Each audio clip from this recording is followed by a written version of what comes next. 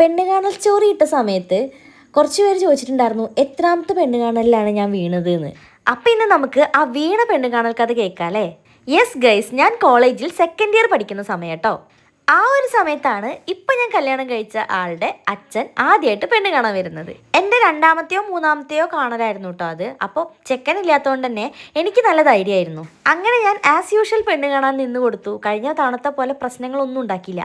കാരണം ഞാൻ കുറച്ചും കൂടി മെച്ചുവേർഡായി. മീൻസ് ഫസ്റ്റ് ഇയർ ഒക്കെ കഴിഞ്ഞു. വലിയ കുഴപ്പമൊന്നും ഇല്ലാത്തൊരവസ്ഥയിലായിട്ടോ.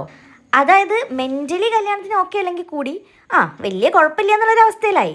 അപ്പോൾ കാണാൻ വന്ന കൂട്ടരാണെങ്കിൽ എൻ്റെ കുടുംബക്കാർക്ക് എല്ലാവർക്കും അറിയാം, ഞങ്ങൾക്ക് മാത്രം പരിചയമില്ല. ബാക്കി എല്ലാവരായിട്ടും നല്ല പരിചയമുള്ള ഫാമിലി. അപ്പോൾ എല്ലാവർക്കും ഭയങ്കര ഇഷ്ടമായി ഈ ഏട്ടൻ്റെ ഫാമിലീനെ. അങ്ങനെ അവർ പെണ്ണ് കാണാൻ വന്ന് പോകുന്ന സമയത്ത് എൻ്റെ ഒരു പാസ്പോർട്ട് സൈസ് ഫോട്ടോ കൂടി കൊണ്ടുപോയിട്ടോ. പാസ്പോർട്ട് സൈസ് ഫോട്ടോ കൊണ്ടുപോയി, പക്ഷെ അവരുടെ ഒരു വിവരമില്ല. ഇഷ്ടമായിന്നോ ഇഷ്ടമായിട്ടില്ലാന്നോ ഒന്നും പറയുന്നില്ല. പക്ഷെ എല്ലാവർക്കും ഇവിടെ ഭയങ്കര താല്പര്യമായിരുന്നു കേട്ടോ. കാരണം നല്ല കുടുംബം, നല്ല പരിചയമുള്ളവർ. ഞങ്ങൾക്ക് മാത്രമല്ലേ പരിചയമില്ലാത്തുള്ളൂ, ബാക്കി എല്ലാവർക്കും പരിചയമുണ്ട്. അപ്പോൾ പിന്നെ എല്ലാവർക്കും ഭയങ്കര ഇൻട്രസ്റ്റ് ആയിരുന്നു. പക്ഷേ അവരുടെ റിപ്ലൈ ഒന്നും വന്നില്ല. അങ്ങനെ ഒരു 1 വീക്ക് 2 വീക്കൊക്കെ കഴിഞ്ഞിട്ടാണ് റിപ്ലൈ വന്നത്. ഞങ്ങൾക്ക് തിരക്കൊന്നും ഉണ്ടായിരുന്നില്ല കേട്ടോ, കാരണം എനിക്ക് അതിന് മാത്രം പ്രായമായിട്ടില്ലല്ലോ. റിപ്ലൈ ഇങ്ങനെയായിരുന്നു കേട്ടോ, വീട്ടുകാർക്കൊക്കെ ഓക്കെയാണ്, പക്ഷെ ചെക്കൻ വന്ന് കാണണം. ചെക്കൻ വരാൻ 2, 3, 4, 5 മാസം സമയമെടുക്കും. അതൊരു ജൂലൈയിലാണെന്നാണ് എൻ്റെ ഒരു ഓർമ്മ കേട്ടോ.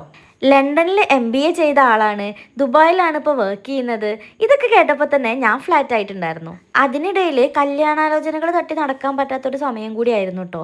വേറെ ആൾക്കാരൊക്കെ വന്ന് കാണും, പോവും, അല്ലെങ്കിൽ അച്ഛനെ വിളിക്കും. ഇതൊക്കെ കഴിഞ്ഞ് ഇവരോട് എന്താ പറയാന്നുള്ള കാര്യത്തിൽ ഞങ്ങൾക്ക് ഒരു ഉറപ്പുണ്ടായിരുന്നില്ല. കാരണം ഞങ്ങൾക്ക് ഈ ഒരു ബന്ധം നന്നായിട്ട് ഇഷ്ടപ്പെട്ടിട്ടുണ്ടായിരുന്നു. പക്ഷേ ഇവർ പറഞ്ഞത് ചെക്കൻ വന്ന് കാണണമെന്നും. അപ്പോൾ ഈ വന്ന് കണ്ടുപോയവരോടൊക്കെ എന്ത് തീരുമാനം നമ്മൾ പറയാന്നുള്ള കാര്യത്തിൽ ഞങ്ങൾക്ക് ഭയങ്കര കൺഫ്യൂഷനായിരുന്നു കേട്ടോ. അങ്ങനെ കൺഫ്യൂഷനൊക്കെ ആയിരിക്കുന്ന സമയത്താണ് എൻ്റെ ഫാമിലിയിൽ തന്നെ ഒരു ഏട്ടൻ ഈ ഏട്ടൻ്റെ കൂടെ പഠിച്ചിട്ടുണ്ടെന്ന് അറിഞ്ഞത്. അതായത് ലണ്ടനിൽ ഇവർ രണ്ടാളും ഒപ്പമായിരുന്നു അത്രേ. അങ്ങനെ തപ്പിപ്പിടിച്ച് എനിക്ക് മൂപ്പരുടെ ഫേസ്ബുക്ക് ID കിട്ടി കേട്ടോ. പണ്ടൊക്കെ ഫേസ്ബുക്കും ഒക്കെ ആയിരുന്നല്ലോ. അങ്ങനെ ഫേസ്ബുക്കിൽ കയറി ഞാൻ തപ്പൽ. അങ്ങനെ ഫേസ്ബുക്കിൽ കയറി ഫോട്ടോ ഒക്കെ കിട്ടി. അങ്ങനെ ആ ഫോട്ടോ കുറേ നേരം നോക്കിയിരുന്നു. ഞാൻ അതിൽ തന്നെ വീണ് പോയിട്ടുണ്ടായിരുന്നു കേട്ടോ. അപ്പോൾ ഇനിയുണ്ട് ഈ ഒരു പെണ്ണ് കാണലിൻ്റെ ബാക്കി സ്റ്റോറി. അങ്ങനെ പിന്നെ ഫോട്ടോ ഒക്കെ കണ്ട് മാസങ്ങളോളം ഈ ചെക്കൻ വരാൻ വേണ്ടിയിട്ടുള്ള വെയിറ്റിംഗ് ആയിരുന്നു. എന്നിട്ട് പിന്നെ ഒക്ടോബറിലാട്ടോ ഏട്ടൻ വന്നത്. ഏട്ടനാണെങ്കിൽ എൻ്റെ ആ പാസ്പോർട്ട് സൈസ് ഫോട്ടോ കണ്ടിട്ട് ഒട്ടും ഇഷ്ടമായിട്ടുണ്ടായിരുന്നില്ല. ഏട്ടനെ പിടിച്ച് വലിച്ചിട്ട് അത്ര പെണ്ണ് കാണാൻ കൊണ്ടുവന്നത്. അതിൻ്റെ കഥ ഞാൻ വേറെ വീഡിയോയിൽ അപ്ലോഡ് ചെയ്യാം കേട്ടോ. ബൈ ദ ബൈ, ഈ ഒരു ഡ്രസ്സ് എടുത്തിട്ടുള്ളത് ഫ്ലിപ്കാർട്ടിൽ നിന്നാണ്. ആർക്കെങ്കിലും ലിങ്ക് വേണമെന്നുണ്ടെങ്കിൽ ലിങ്ക് എന്ന് കമൻറ്റ് ഇട്ടാൽ മതി കേട്ടോ. ഞാൻ എന്തായാലും ഇതിൻ്റെ അടുത്ത പാർട്ടായിട്ട് പെട്ടെന്ന് തന്നെ വരാം. വെയിറ്റ് ചെയ്തോളൂ കേട്ടോ. അപ്പോൾ ബൈ, അടുത്ത വീഡിയോയിൽ കാണാം. ടാറ്റാ.